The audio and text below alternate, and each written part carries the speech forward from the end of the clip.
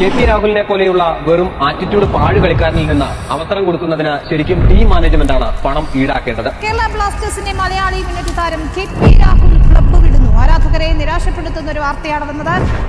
What happened, son? I'm done.